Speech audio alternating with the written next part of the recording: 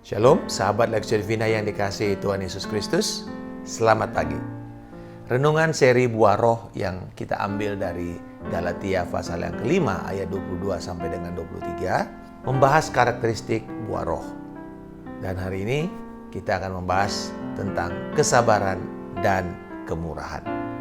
Kesabaran atau makrotumia dalam bahasa aslinya berkaitan dengan toleransi dan kesabaran untuk menanggung luka yang ditimbulkan oleh orang lain kepada kita dengan tenang dan bersedia menerima situasi yang menjengkelkan atau yang menyakitkan itu.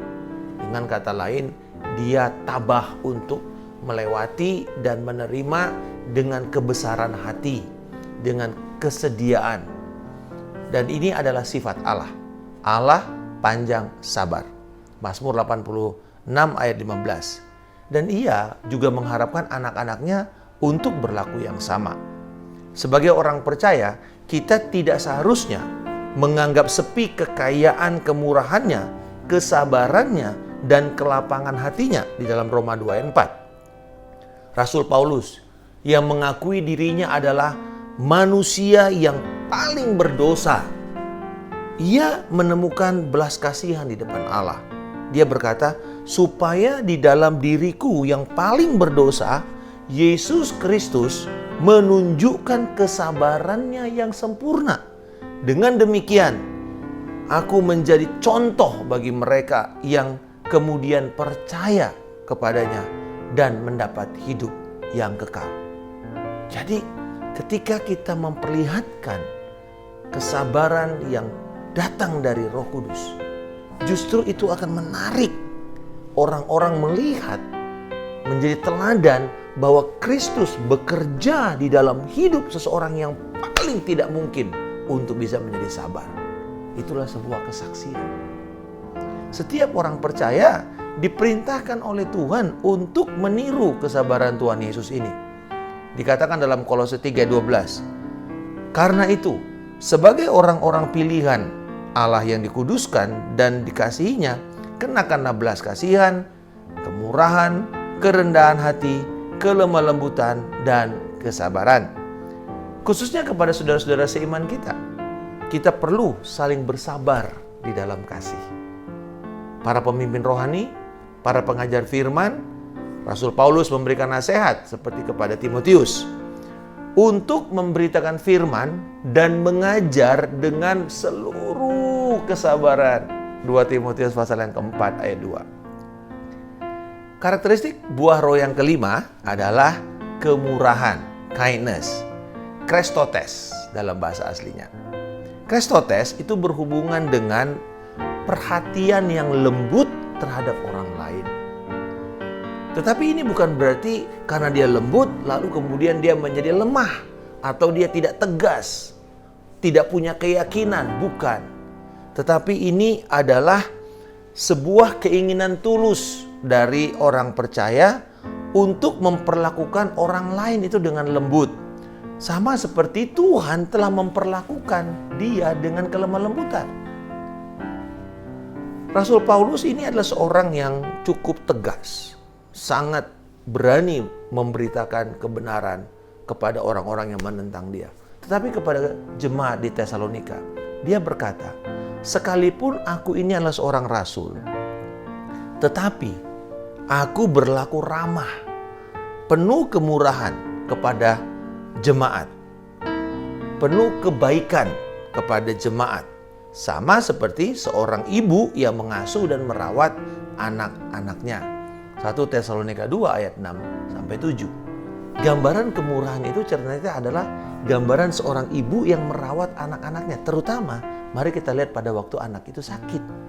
Bagaimana seorang ibu dengan telaten, dengan sabar, dengan penuh cinta, dia akan merawat. Kalau bisa dia akan mengatakan, aduh kalau bisa aku yang sakit, jangan kamu nak. Itulah sebenarnya gambaran kemurahan yang Tuhan Yesus inginkan keluar dari hidup kita. Lembut di dalam menangani orang-orang.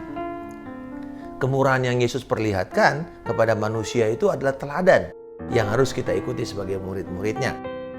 Dalam Matius 19 ayat 13-24, ada satu kejadian di mana anak-anak itu dibawa kepada Yesus untuk didoakan, ditumpang tangan, dan kemudian murid-murid justru melarang anak-anak ini mendekat kepada Yesus.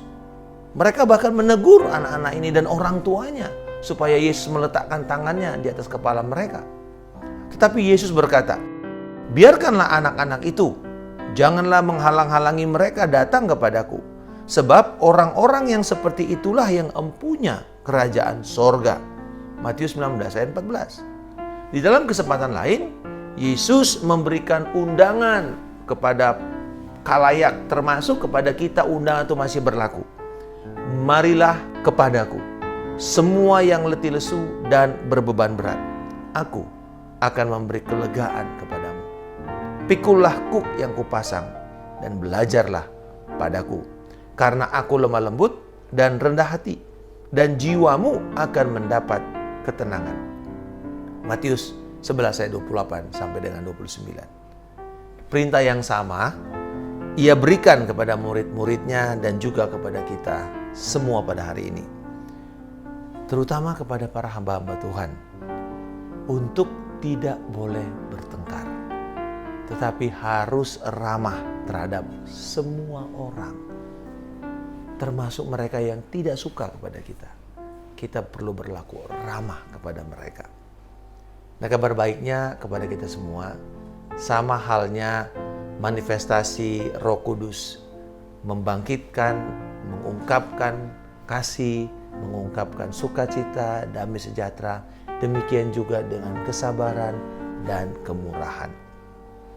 Dia telah mengaruniakan kepada kita kemurahan untuk semua anak-anaknya bisa hidup di dalam kemurahan.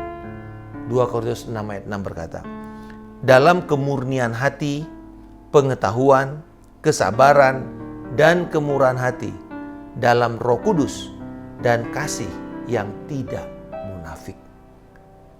Marilah kita hidup di dalam kesabaran dan kemurahan satu dengan yang lainnya, sehingga Yesus dapat menunjukkan kesabaran yang sempurna di dalam hidup Anda, dan Anda akhirnya menjadi contoh yang menuntun orang lain kepada hidup yang kekal. Bapa di surga, aku bersyukur Engkau telah menunjukkan kesabaran dan kemurahan-Mu kepadaku, hingga aku bisa percaya dan menerima Yesus Kristus sebagai Tuhan dan Juru Selamatku.